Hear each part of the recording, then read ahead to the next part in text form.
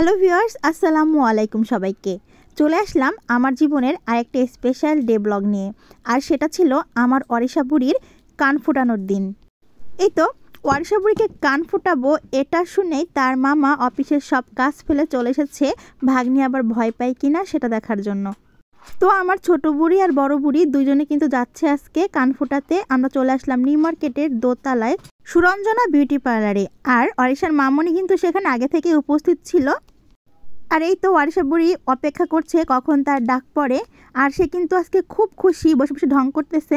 আমি যতটা ভয় পাচ্ছিলাম সে কিন্তু একেবারে ভয় পাচ্ছিল না, উল্টো মজা করছিল। তো আন্টি প্রথমে একটা মার্কার দিয়ে ওর কানের ছিদ্রর পয়েন্ট করে নিল, আর ও আবার আয়না দিয়ে দেখতেছে, একটু ঢংও করতেছে। যদিও এখানে কিন্তু ওর ভয় পাওয়ার কোনো কারণই নেই, আর ও ব্যথাও পাবে না, কারণ ওর কান আগে থেকে অভ্যাস করে নেওয়া হয়েছে।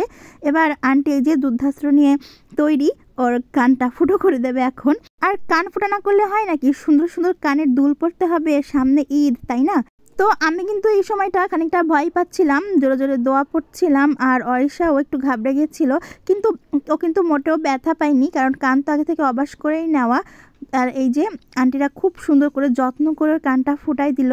আর এভাবে কান ফোটানো কিন্তু খুবই সহজ, আর এতে কিন্তু কোনো রকম ব্লিডিংও হয় না, আর কোনো ব্যথাও পাওয়ার কোনো রিস্ক থাকে না। খুব সুন্দর করে কানের দুলটা এবার পরিয়ে দিল আন্টি। মাশাআল্লাহ, আলহামদুলিল্লাহ, কি দারুণ লাগছে আমার বরিশা বুড়িকে। তো কান ফোটানোর পর ওর একটু ঘাবড়ে গিয়েছিল, তারপর আয়না নিজেকে দেখে তারপর ও খুব আনন্দ পাইছিল। তো পরেরটা ফোটানো আমি ভিডিও করি নাই, তখন আমিও একটু ভয় পেয়ে গিয়েছিলাম, ভিডিও করার এনার্জি ছিল না। আর কান ফুটিয়ে বাইরে বের হওয়ার পর বুড়ির সে কি খুশি, আর এই যে কি দারুণ লাগতেছে কানের দুল পরে। মাশাআল্লাহ, চেহারাটাই একেবারে পাল্টে গিয়েছে। তো কান তো ফুটানো হলো, এবার তার দুটো আবদার ছিল। দৌড়ে চলে গেল প্রথমে আইসক্রিম পার্লারে, সে আইসক্রিম খাবে। আর সত্যি কান ফুটাতে পেরে সে কিন্তু সত্যি অনেক খুশি ছিল, অনেকদিন থেকেই বলছিল কান ফুটানোর কথা। আর আমি কিন্তু ভয় পাচ্ছিলাম, তারপরে ফাইনালি কানটা ফুটিয়েই দিলাম।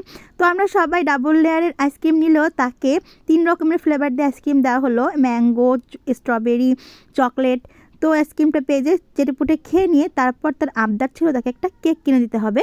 পরে তার পছন্দের একটা চকলেট ফ্লেভারের কেক নিয়ে নিলাম, আর তার উপরে তার পছন্দের ছোট ছোট কালারফুল চকোবিন ছড়িয়ে নিলাম। মানে সে আজকে কান ফুটাইছে, আর এই তার ছোট ছোট আবদারগুলো না পূরণ করলে কি আর হয়, তার ছোট ছোট আবদারগুলো পূরণ করে দিলাম, তাকে খুশি করলাম।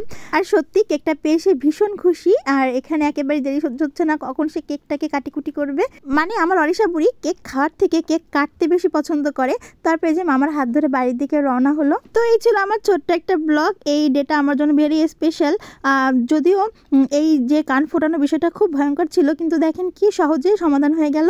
আমি যতটা ভয় পাচ্ছিলাম অরিশা বুড়ি কিন্তু একেবারেই ভয় পাইনি। সবাই আমার মা পাখিটার জন্য দোয়া করবেন। আল্লাহ হাফেজ।